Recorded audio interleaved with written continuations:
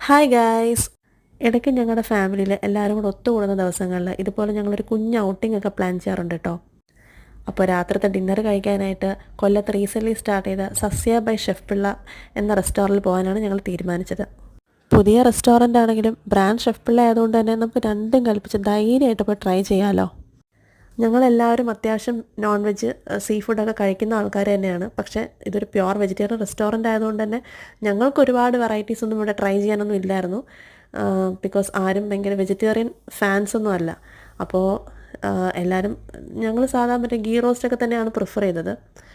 ഒരുപാട് വെറൈറ്റീസൊക്കെ ഉണ്ട് കേട്ടോ, മെനുവിലൊക്കെ ഇഷ്ടംപോലെ വെറൈറ്റീസ് നമുക്ക് കാണാം. പക്ഷേ ഞങ്ങൾ പ്രിഫർ ചെയ്തത് ഗീ റോസ്റ്റാണ്. ഭയങ്കര നല്ലൊരു ആംബിയൻസ് ആയിരുന്നു കേട്ടോ. അവിടെ ഇരുന്ന് കഴിക്കാനാണെങ്കിൽ നല്ലൊരു പീസ്ഫുൾ അറ്റ്മോസ്ഫിയർ ആയിരുന്നു.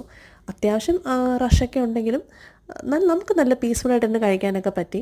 പിന്നെ അവിടുത്തെ സ്റ്റാഫിൻ്റെ ഒരു ബിഹേവിയർ ആണെങ്കിലും ഒക്കെ നമുക്ക് വളരെ പ്ലസൻ്റായിട്ട് തന്നെയാണ് നമുക്ക് ഫീൽ ചെയ്തത്. അപ്പോൾ ദോശയ്ക്ക് അവർ സൈഡ് ഡിഷായിട്ട് തന്നിട്ടുണ്ടായിരുന്നത് ഒരു വൈറ്റ് ചട്നി, ഒരു റെഡ് ചട്നി, പിന്നെ സാമ്പാർ. പക്ഷേ സാമ്പാർ ഞാൻ എടുത്തിട്ടുണ്ടായിരുന്നില്ല. ബിക്കോസ് എനിക്ക് ഒരു അടിപൊളി ചട്നി ഉണ്ടെങ്കിൽ പിന്നെ എനിക്ക് വേറെ ഒന്നും വേണ്ട ദോശയ്ക്ക്. അപ്പോൾ സാമ്പാർ ഞാൻ എടുത്തില്ല. ആ ചട്നി പക്ഷേ ഒരു രക്ഷയില്ലായിരുന്നു കേട്ടോ. പ്രത്യേകിച്ച് ആ റെഡ് ചട്നി അതിൻ്റെ പേഴ്സണൽ ഫേവററ്റാണ്. ബിക്കോസ് മറ്റേതും കൊള്ളാം, അടിപൊളിയാണ്. പക്ഷേ അതിനെക്കാട്ടിലും എനിക്ക് ഒരല്പം മുന്നിൽ നിന്ന ടേസ്റ്റ് റെഡ് ചട്നി ആയിരുന്നു. ഇഷ ബേബി ആണെങ്കിൽ വീട്ടിലൊന്നും കഴിക്കാത്ത ആളാണ് ചട്നിയൊന്നും. പക്ഷേ അവൾ അവിടെ പോയിട്ട് അടിച്ച് പൊളിച്ച് അങ്ങ് ആസ്വദിച്ച് കഴിക്കുന്നത് ഞാൻ കണ്ടു. ഞങ്ങൾ കയറുമ്പോൾ മഴയില്ലായിരുന്നെങ്കിലും പിന്നെ അവിടെ ഇരിക്കുമ്പോൾ നല്ലൊരു മഴയൊക്കെ പെയ്തു പുറത്ത്. അന്നേരം നല്ലൊരു ചൂട് കാപ്പി ഓർഡർ ചെയ്യാൻ തോന്നി. അങ്ങനെ അത് വാങ്ങിച്ചു. ചൂട് കാപ്പിയും ഹോർലിക്സും ചൂടോടെ അതൊക്കെ കുടിക്കാനൊരു വൈബാണല്ലോ.